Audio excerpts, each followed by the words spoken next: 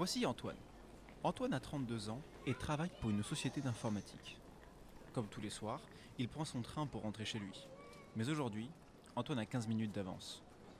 Sur le chemin menant au quai, il aperçoit dans la gare un wagon argenté et flottant dans les airs. Intrigué par cette installation aux airs futuristes, Antoine s'approche et peut lire sur un panneau 120 secondes pour relever le défi. Intrigué, et ayant largement le temps de tester l'expérience, il prend place dans la courte file d'attente.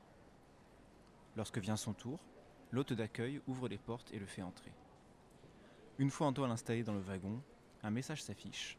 Attrapez le train pour le futur en moins de 120 secondes. Antoine touche l'écran pour relever le défi.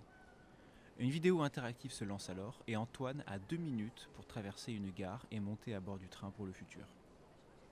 En touchant les zones de l'écran vers lesquelles il souhaite se diriger, Antoine se fraye un chemin à travers la foule et, après plusieurs scènes interactives, parvient à rattraper son train pour le futur.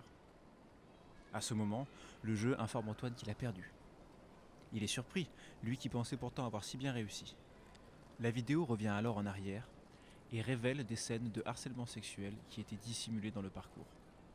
Antoine est choqué de voir qu'il est passé complètement à côté de ces situations qui pourtant sont le quotidien de bien des femmes. Chaque scène est accompagnée de statistiques sur le harcèlement sexuel et de conseils sur les comportements à adopter dans ce genre de situation. À la fin de la vidéo, Antoine est invité à renseigner son adresse email afin de recevoir plus d'informations. Antoine sort du wagon en réfléchissant aux scènes qu'il a pu rater dans son quotidien. Le train pour le futur est un outil de sensibilisation au harcèlement des femmes déguisé en jeu vidéo interactif.